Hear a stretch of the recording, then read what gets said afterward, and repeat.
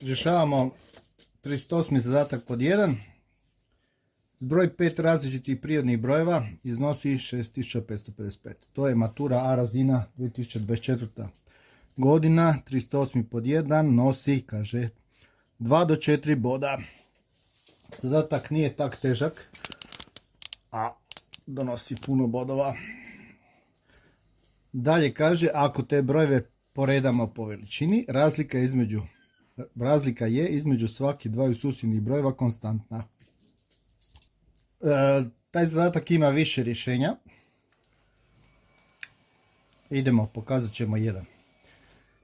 Dakle, ako prvi član napišemo sa x, drugi onda x plus d, treći je x plus 2d, četvrti je x plus 3d. Razlika je konstanta, znači radi se o aritmetičkom nizu, ne znam se to naglasio. Odmah čim kaže da je razlika susjednih brojeva konstanta, da radi se o aritmetičkom nizu. I ovako ćemo zaglaviti, ali ako treći član napišemo ili označimo sa x, a drugi član da je x minus d, a prvi član nam je onda x minus 2d. Četvrti član će biti x plus d, a peti član će nam biti x plus 2d. Kužimo?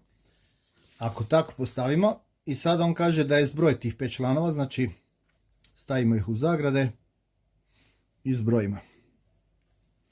Znači zbrajamo, nije potrebno staviti zagrade, ali ja sam stavio zagrade da se vidi o čemu se radi. I tu pišemo 6555. Dobro. I sada grupiramo x-ove, ide x, 5 x-ova, jel? I ove d-ove zajedno. Kad to napišemo, d će se poništiti. To je štos.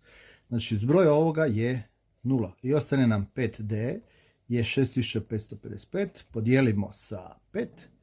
I dobijemo 6555 podijeljeno sa 5 je d je 1311. Pa nam je treći član, nam je 1311. Uzmimo prvu varijantu, d je 1. Znači da je razlika 1. Onda nam je drugi član 1310, a prvi član nam je 1309. Četvrti član nam je 1312, a peti član nam je u toj varijanti 1313. Zbrojimo i bit će ovaj broj.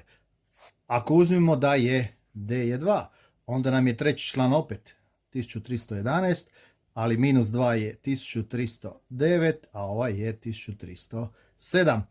Ovaj će ovdje biti 1311, a ovaj će biti 1315. Kad probamo to zbrojiti, pišem svašta.